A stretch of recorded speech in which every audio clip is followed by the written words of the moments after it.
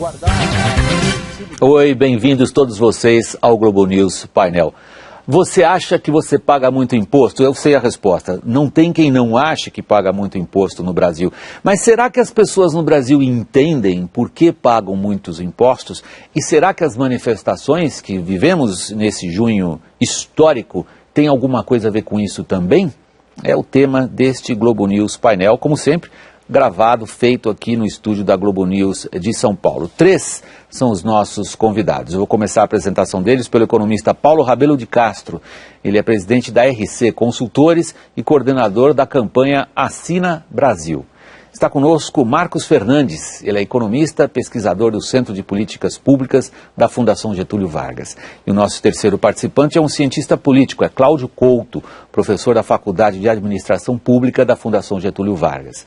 Paulo, você escreveu um artigo na semana passada. Na sua interpretação, as pessoas marcharam em junho contra uma ditadura de impostos. Elas sabiam disso? Acho que sabiam sim, a maior parte delas jovens. Eu quero dizer que existe também uma outra passeata em andamento dos meia-idades, ou seja, às vezes a gente não vai para uma rua física, mas estamos numa rua virtual de protesto contra a ditadura dos impostos no Brasil. Só que não é só o imposto, William. Eu acho que esse autoritarismo na maneira de gerir a economia está também associado ao outro lado da moeda, que é a extrema, quase insolente ineficiência no modo de gastar. É óbvio que os jovens pegaram pelo outro lado da mesma moeda, que é o gasto. Mas não existe gasto sem o imposto que arrecada. Antes era até o imposto inflacionário. A gente fazia inflação porque não conseguia tributar. Mas é uma forma de tributação. Supostamente, com os tributos, a gente legalizou o que antes era uma ilegalidade monetária, fabricar moeda falsa para poder financiar um gasto ineficiente. Agora eu diria que a gente continua na ilegalidade. E isso eu acho que é motivo para debate, mais até pelos nossos colegas cientistas políticos, porque eu alego, vivemos no Brasil uma democracia limitada, restrita, e eu diria quase de fachada. E, portanto, o Brasil político tem que ser refundado. Eu espero que as eleições de 2014 Vamos ver, você colocou uma provocação já logo no início do programa. Nós vivemos uma ditadura econômica, como sugere o Paulo? Eu acho que em grande parte sim, porque o Estado brasileiro é extremamente autoritário.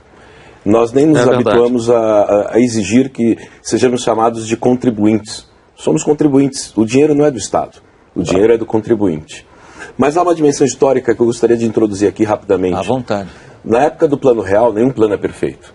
Mas na época do Plano Real, nós substituímos, em grande parte, o imposto inflacionário, que, aliás, era os mais pobres. Exato, eu ia dizer, o pior imposto para o pobre é a inflação. É a inflação, porque só poucas pessoas tinham acesso a contas bancárias com remuneração, né? Um oposto. Hoje continuamos, porque os pobres pagam relativamente mais que os mais ricos, porque o grande imposto é sobre produtos e serviços. Inclusive a própria inflação. Claro. Bom, mas vamos voltar ao fluxo do seu raciocínio, depois, que era uma visão histórica do que você chamou de ditadura econômica também. É importante para a gente entender o presente e o futuro. Eu vou ser rápido e breve. O Plano Real foi muito bom, mas falhou num aspecto. Não foi feito ajuste fiscal. Então, nós substituímos o imposto inflacionário por aumento da dívida pública, em parte, e pelo aumento da carga tributária, que o professor sabe mais do que nós todos aqui, que passou de 20 e poucos por cento do PIB para 37, 38%. Ao longo de 25 anos, mais ou menos. Desde o governo Fernando Henrique Cardoso. Antes já, né? Antes já.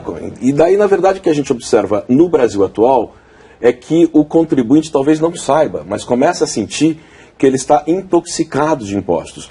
Não só pela carga tributária, mas também pelas firmas, principalmente, pelo custo que as firmas têm para pagar impostos, que é uma confusão muito grande no Brasil.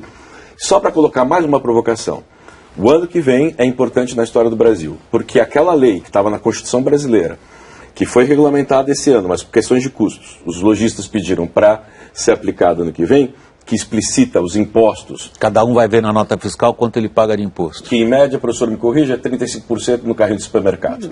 Então, a diarista, a senhora diarista da nova classe C, o jovem diarista da nova classe C, que é outro assunto que a gente tem que discutir aqui também, que eu acho que é importante, que no Brasil de 93, 60% era classe D e E. Hoje não. É 56%, é a tal classe C, classe média baixa. Você está sugerindo que ele terá uma consciência cidadã a partir da nota fiscal na sua mão? por causa do bolso, a parte mais sensível do corpo humano. Cláudio. Eu acho que ditadura econômica ou ditadura dos impostos, eu diria, a meu ver, é uma metáfora. Né? A gente não pode falar propriamente de uma ditadura tributária, e eu nem diria que a gente tem uma democracia de fachada, mas eu usaria uma outra expressão. O que eu acho que nós temos é um Estado de baixa qualidade. O Estado brasileiro é um Estado de baixa qualidade. E isso aparece em uma série de frentes. Isso aparece numa estrutura tributária não só muito pesada, mas muito difícil de ser organizada pelo cidadão e pelo empresário. Quer dizer, é muito complicado. Ser entendida, né? Ser entendida e você se organizar para poder pagar e todo o custo de transação que existe, né? Para poder fazer com que uma empresa cumpra todas as suas obrigações tributárias. Uma burocracia que também é massacrante sobre o cidadão, uma série de serviços públicos que funcionam muito mal, né? A polícia que consegue aferir uma quantidade ínfima, por exemplo, dos homicídios, ou quando você vai numa delegacia e o escrivão ou delegado te diz que nem vai registrar a sua queixa porque ele não vai ter como investigar aquilo, né? Esse é um exemplo, né? A baixa qualidade do ensino, né?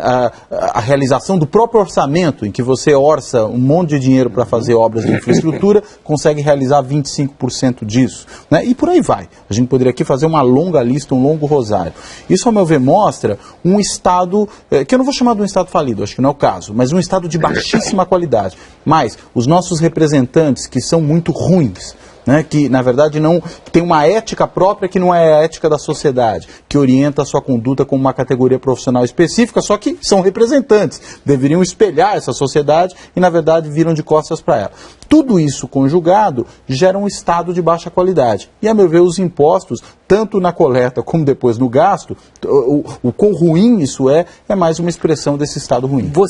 É uma boa provocação que ele faz à sua tese, hein, Paulo, porque você cita o Estado ineficiente, o Estado ruim, como você acabou de dizer, Cláudio. Você cita isso como o outro lado da mesma moeda. Com certeza. A tese do Cláudio é um pouco diferente. Ele diz, não é tanto a questão de quanto que o Estado arrecada, mas sim o que ele faz com esse dinheiro. Você diz que não, que isso é a mesma coisa. Não, mas as duas coisas, eu acho que são as duas coisas. Mas de qualquer jeito, concordando com o Cláudio, eu quero polemizar com ele, para a gente esquentar aqui a temperatura do nosso encontro. Eu diria que é uma democracia de fachada. Democracia, na visão lincolniana do Abraham Lincoln, presidente americano, o governo do povo, pelo povo e para o povo. A gente realmente tem apenas o voto, e eu diria que essa é a fachada. A fachada da democracia é o voto, a gente vai lá votar, mas o nosso voto não tem eficácia. Nós temos políticos dinásticos. A coisa mais comum que existe é filho de político, neto de político. Uma verdadeira democracia no Brasil teria que ser refundada praticamente com uma renovação automática, coisa que eu acho que vai acontecer pelo povo em 2014. O povo vai tentar fazer uma limpa geral. Eu acho que os políticos, de um modo geral, deveriam, nesta refundação, inclusive abdicar de serem votados de novo, para a gente começar de novo. É isso que as ruas querem, mas eu acho que a gente não tem isso. Uma maneira da gente detectar a ditadura que existe por trás da fachada democrática é a maneira como os impostos se acumulam uns sobre os outros e como o judiciário ele coonesta isso. Ele admite impostos sobre impostos, impostos em cascata, que são claras irracionalidades. Nessa semana, a presidente Dilma vetou a eliminação dos 10% de multa adicionais que eram para provisoriamente e compulsoriamente eliminar um desequilíbrio no FGTS para poder cobrir as perdas dos planos anteriores, planos verão e plano Collor. Os empresários foram obrigados a pagar por esse, vamos dizer, compulsório. Agora a presidente diz que não, porque ela precisa usar esta verba para fazer o Minha Casa Minha Vida e infraestrutura. Minha Casa Minha Vida, ela pode fazer como ela quiser com as verbas. Essa foi uma questão que ocupou boa parte da imprensa na semana que passou. E ela é complexa porque é uma dupla negativa, mas para as pessoas entenderem é fácil.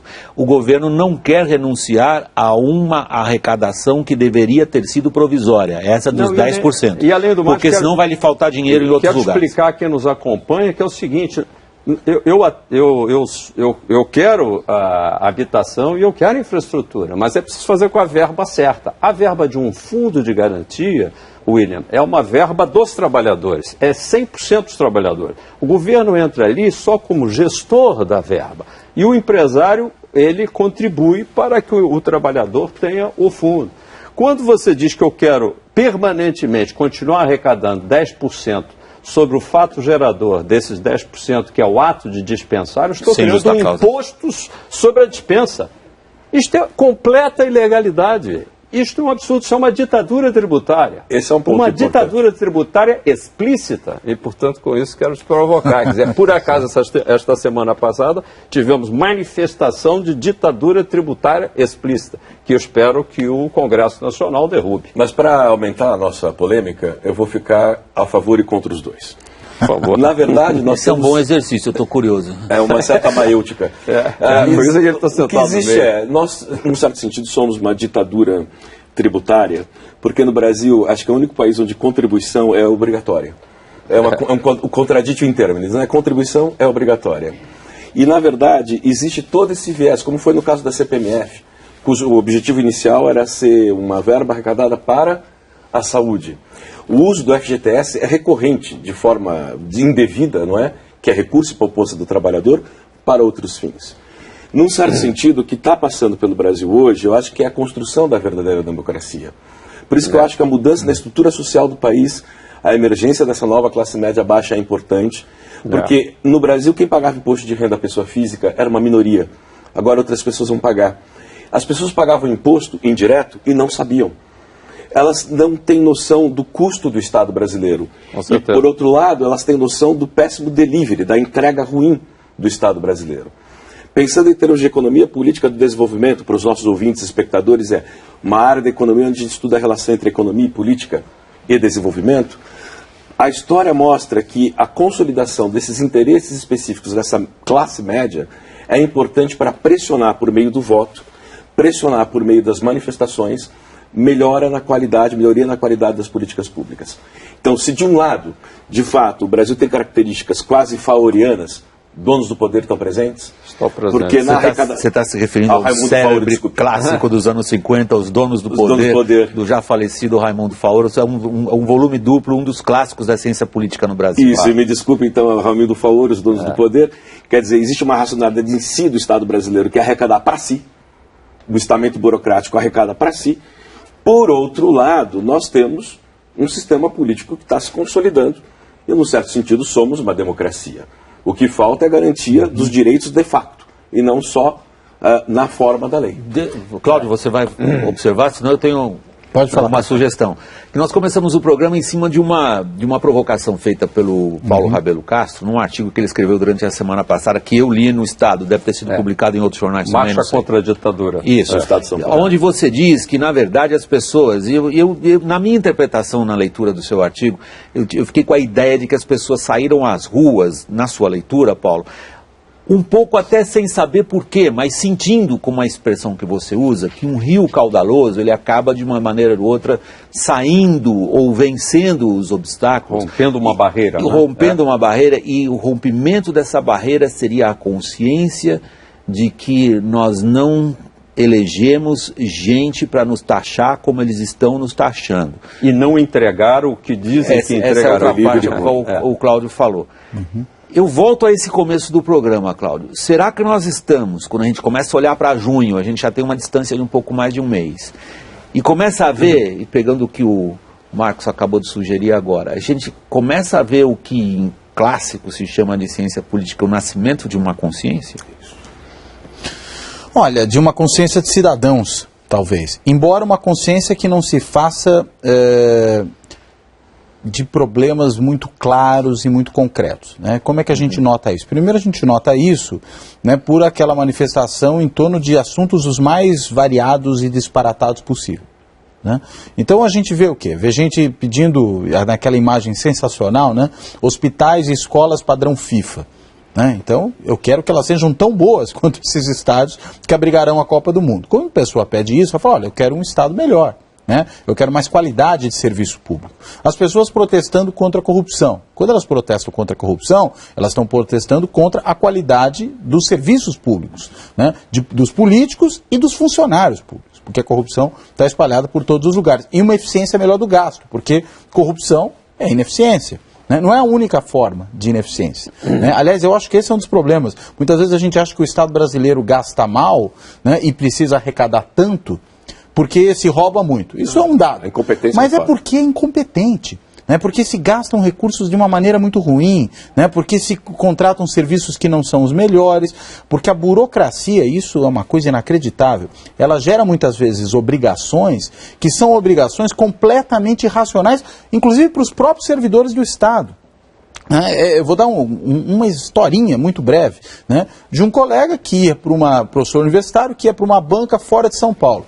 E precisava se locomover até lá e perguntou, eu não posso ir com o meu carro, guardar o recibo da gasolina e do pedágio, vocês me reembolsam? O que custaria ir de volta R$200 mais ou menos? Não, não pode, tem que contratar um táxi. O táxi cobrou R$500 para ir e R$500 para voltar.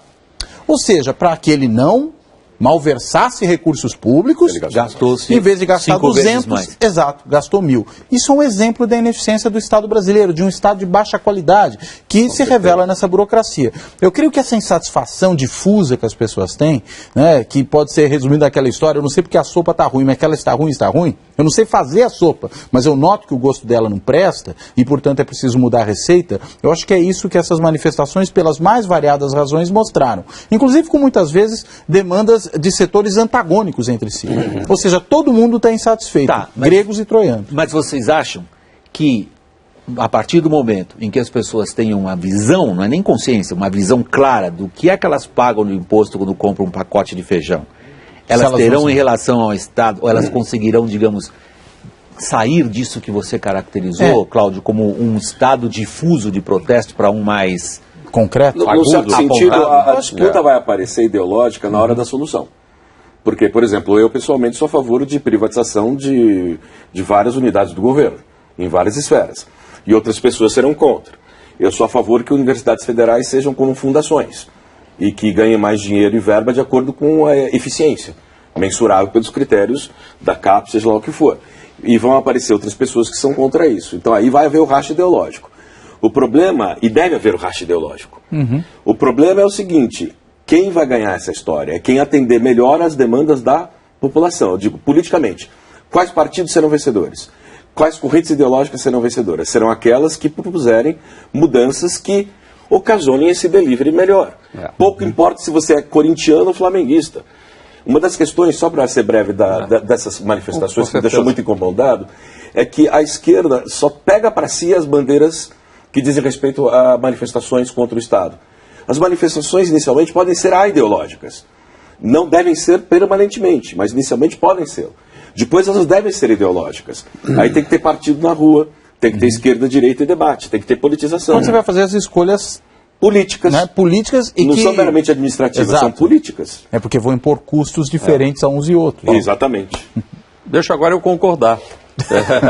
Eu diria, William, que com duas palavrinhas mágicas que antecedem qualquer debate de cunho ideológico, o Brasil se põe de acordo.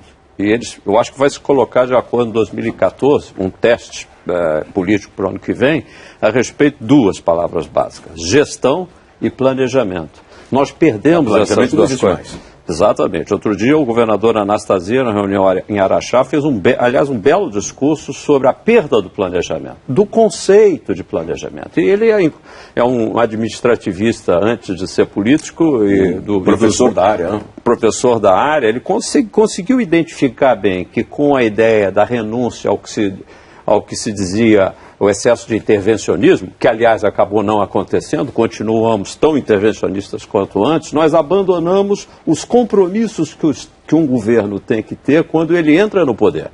Eu pretendo crescer X%, pode ser até que não dê, assim como uma empresa planeja ganhar 10% de mercado e ao final de um período pode ir ao conselho e dizer, olha, não deu, mas é preciso ter metas. Aqui no Brasil, o ministro da Fazenda tem palpite. Em geral, o palpite que não dá certo, mas ele não tem metas. Com isso, ele se exime de planejar. O Ministério já não é de planejamento, ele é de orçamento e gestão. A gente até tem orçamento, mas não tem a gestão e muito menos o planejamento. E a gestão, ela está na lei, mais uma manifestação da falta de democracia. O início da democracia é o cumprimento da lei pelo próprio Estado. E quando nós vemos o artigo 67 da Lei de Responsabilidade Fiscal, que, aliás, é um dos 2 pilares que o Movimento Brasil Eficiente, que nós coordenamos, está lançando como campanha, que já tem 200 mil assinaturas no www.assinabrasil.org. Estão fazendo a propaganda para a turma nem passar o programa, já entrar e aderir. Por quê? Esse pilar é o anteprojeto que regulamenta um artigo que eu diria que é o mais brilhante da Lei de Responsabilidade Fiscal.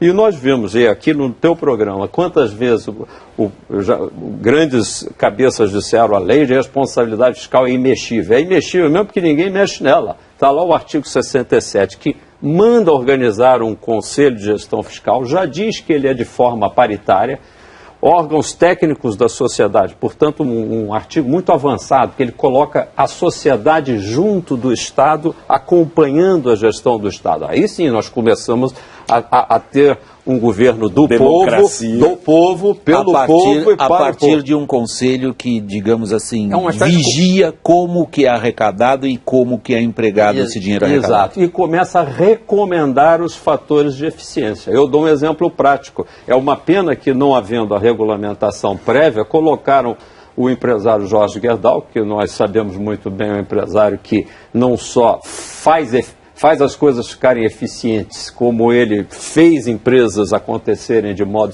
sumamente eficiente, ele está falando sozinho no governo Dilma praticamente há 3 anos. E por quê? Porque ele não está como presidente desse Conselho de Gestão Fiscal, que é onde ele tinha que ter caneta para poder fazer as recomendações que, infelizmente... Caneta de verdade. Caneta de verdade. E o artigo está lá. Então, ao mesmo tempo que eu estou dizendo, sou um brasileiro impaciente com a estupidez coletiva que nos governa, porque estamos insistindo nas mesmas coisas e leio coisas que eu escrevi há 20 anos, 25, 30 anos, completamente atualizadas. Isso aí é terrível. Infelizmente atualizadas. Nos deixa extremamente angustiados, mas vejo uma janelona aberta para que o Brasil comece realmente a ser refundado. Marcos, é que eu estou chegando ao final do primeiro bloco. Eu passo logo em seguida a palavra a você, Marcos, e a você, Cláudio, com uma provocação. Vocês estão criando aqui uma bandeira de protesto? Quer dizer, vamos para a rua protestar. Eu sou protestante há algum tempo. Não, mas vamos para a rua protestar e pedir um conselho cidadão que veja como que os impostos são arrecadados e de que maneira que esse dinheiro chega a você em serviços. A gente volta daqui um instantinho. Fiquem conosco. Até já.